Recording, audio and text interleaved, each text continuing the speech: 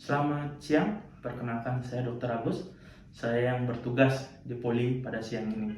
Kalau boleh tahu nama Bapak siapa? Made dok, Made, umurnya berapa? 21 tahun, Oh, 21 tahun. Adik pekerjaannya apa? mahasiswa dok. Mahasiswa. Eh, sudah berkeluarga? Belum dok, Belum. Tinggal di mana kalau boleh tahu? sedang malam dok. Sudah malam. Tinggal dengan keluarga, dengan orang tua. Iya dok, Oh. Kalau saya boleh tahu keluhan adik datang ke sini? sesak dok. Sesaknya dari kapan? Dari kemarin dok. Dari kemarin. Pada saat sesak, apakah ada sakit yang lain atau demam? Tidak dok. Tidak. Sesaknya itu apakah adik mendengar seperti ada suara ngik-ngik atau grok-grok? Yang ingin dok. Oh, ngik-ngik. Apakah adik pada saat sesak kemarin, apakah sempat ke dokter untuk memeriksakan keluhan sesaknya itu? Tidak dok. Tidak. Adik ada mengkonsumsi obat-obatan? Tidak dok. Ada riwayat alergi obat-obatan? Tidak dok. Tidak. Adik apa merokok? Ya dok, merokok. Sehari berapa bungkus? 1 bungkus dok. 1 bungkus. Di keluarga ada keluhan yang sama? Ada dok. Siapa kalau boleh tahu? Bapak saya dok. Bapaknya adik memiliki riwayat sesak dari kapan? Dari kecil sih dok. Oh, dari kecil. Ya, gini adik, untuk menegakkan diagnosis dari sakit sesaknya adik, saya akan melakukan pemeriksaan pada paru-paru adik. Apakah nanti adik pada saat saya lakukan pemeriksaan, adik saya instruksikan untuk buka baju dan adik tidur di tempat tidur pasien dan sedikit merasa tidak nyaman. Apakah adik bersedia? Bersedia dok. Oke, silakan mari. Ya. Sebelum saya melakukan pemeriksaan pada pasien, saya akan melakukan 5 langkah cuci tangan.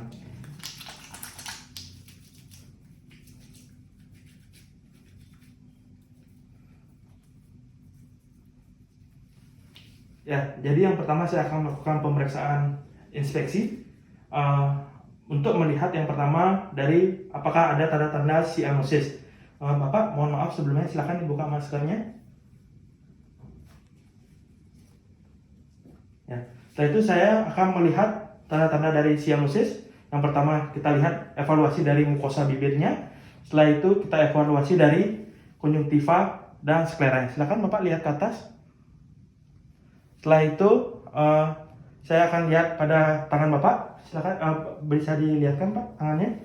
Apakah ada tanda-tanda cyanosis pada kuku pasien dan apakah ada clubbing finger.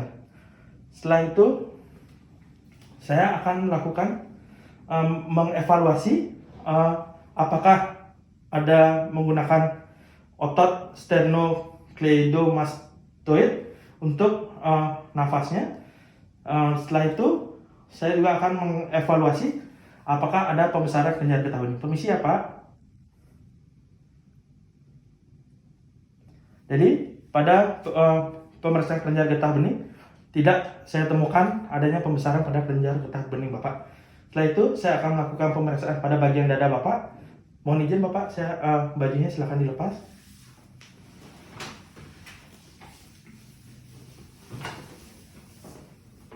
Maskernya silakan dipakai Bapak.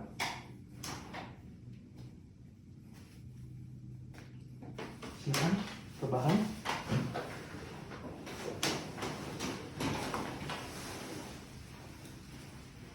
Yang pertama, pada pemeriksaan paru ini ada 4 langkah, yaitu dari inspeksi, perkusi, palpasi, dan auskultasi.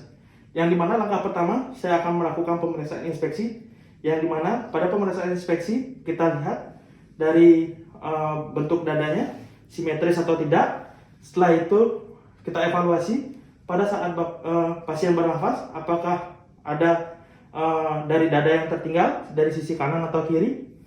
Silakan Bapak, nafas seperti biasa. Jadi pada saat saya evaluasi tidak ada dada yang tertinggal dari sisi kanan maupun sisi kiri. Setelah itu saya akan menghitung dari laju nafas Bapak. Silakan Bapak nafas seperti biasa. Kita hitung dalam 1 menit.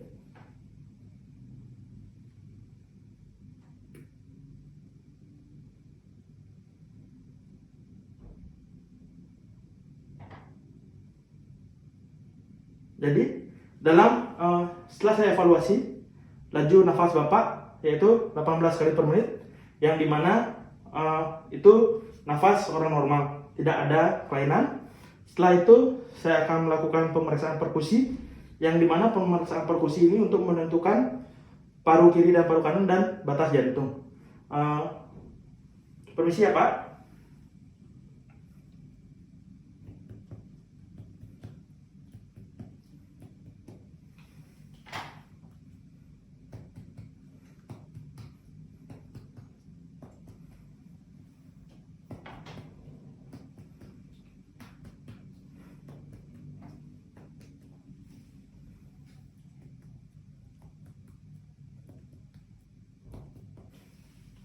Setelah itu saya akan melakukan pemeriksaan palpasi, yang dimana pemeriksaan palpasi ini untuk mengevaluasi yang pertama, apakah ada nyeri tekan pada saat saya tekan di bagian dadanya. Apakah ada nyeri Bapak? Terasa nyeri? Tidak dok. Tidak.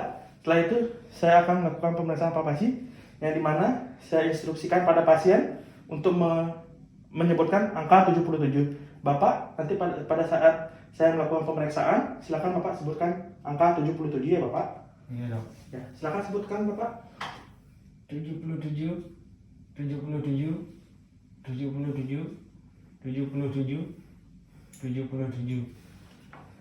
Setelah saya melakukan pemeriksaan palpasi, saya akan melakukan pemeriksaan auskultasi pada toraks anterior untuk mendengarkan apakah suara nafasnya vesikuler atau bronkofesikuler, ataupun ada nafas tambahan, yaitu seperti rongki atau wheezing.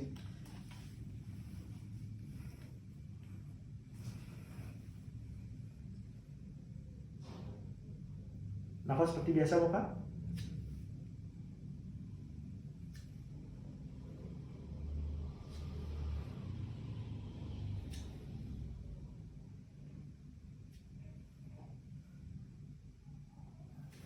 Ya. Jadi pada saat setelah saya melakukan pemeriksaan dari toraks anterior, tidak ada kelainan. Setelah itu saya akan melakukan pemeriksaan pada toraks posterior. Saya minta pada pasien untuk silakan duduk Bapak dan posisi membelakangi dari pemeriksa. Yang dimana pada pemeriksaan toraks posterior ada 4 langkah juga, yaitu dari inspeksi, palpasi, perkusi, dan auskultasi. Yang dimana saya akan lakukan langkah pertama, yaitu dari inspeksi. Yang pertama melihat dari bentuk tulang belakang Bapak, apakah ada skoliosis atau kifosis. Setelah itu kita evaluasi apakah ada benjolan tumor dan apakah ada bekas luka jaritan atau luka operasi. Jadi pada pemeriksaan punggung Bapak, tulangnya normal, struktur tulangnya normal, tidak ada bekas luka dan jaritan. Setelah itu saya akan melakukan pemeriksaan palpasi, yang dimana pemeriksaan palpasi ini saya akan menekan pada bagian punggung Bapak. Kita evaluasi apakah ada nyeri tekan pada pasien, apakah terasa nyeri Bapak? Tidak dok. Setelah itu saya akan melakukan pemeriksaan palpasi kembali. Nanti pada saat saya melakukan penekanan, silakan Bapak sebutkan angka 77. Silakan sebutkan angka 77 Bapak.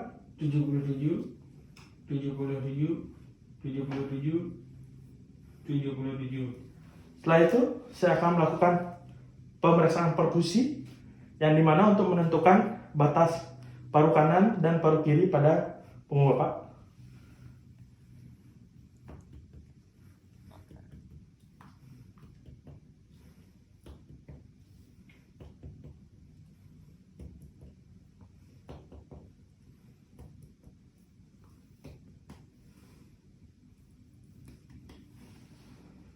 Setelah itu saya akan melakukan pemeriksaan auskultasi, yang dimana pemeriksaan auskultasi ini untuk mendengar suara nafas, apakah vesikuler atau bronkofesikuler, dan ataupun ada nafas tambahan seperti wheezing atau rongki.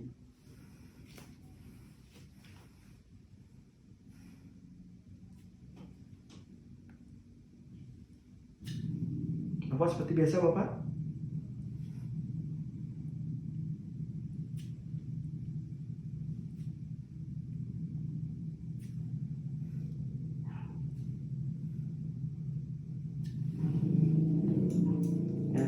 saya sudah selesai melakukan pemeriksaan.